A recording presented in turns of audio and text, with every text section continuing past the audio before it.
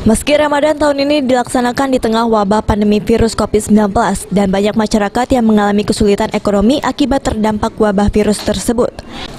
Namun semua itu tidak begitu berarti bagi Chandra, seorang pelaku UMKM di Kota Sekayu yang mencoba peruntungan dengan bisnis usaha telur asin.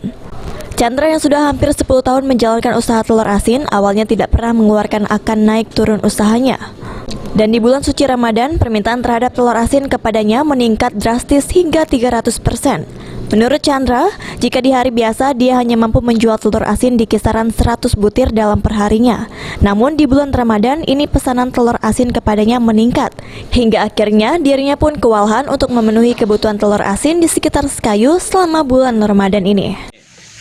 Usaha telur bebek asin ini sendiri nih di bulan Ramadan ini seperti apa, Mas? Ya, alhamdulillah di bulan Ramadan ini peningkatannya sampai 300% dari hari-hari biasa. Ini kita kalau hari biasa berapa sih, Mas, penjualan? Kalau di hari biasa ya sekitar 50-60 per hari. Nah, di hari bulan Ramadan ini sampai permintaan 300-an. Bahkan lebih, kadang kewalahan kita untuk mengisi pesanan dari pelanggan ya. Ini rata-rata yang beli dari mana aja? Di warga Sekayu, dari warga sinilah kita antar melalui Gojek. Jadi online ya? Iya online, berbagi kan. Ojeknya bisa. Ini dapat penghasilan dari ngantar-ngantar. Kita juga dari rumah siapkan barang.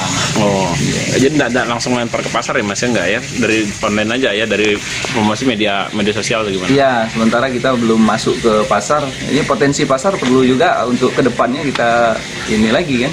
Nah, sedangkan dengan potensi dari media sosial, ya permintaan alhamdulillah banyak.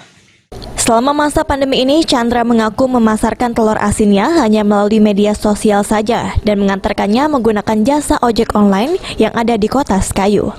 Selama Ramadan ini, Chandra bisa meraup omset dalam perharinya berkisar 1 hingga 2 juta rupiah per harinya. Ruzi Iskandar, PAL TV. Dari kurma.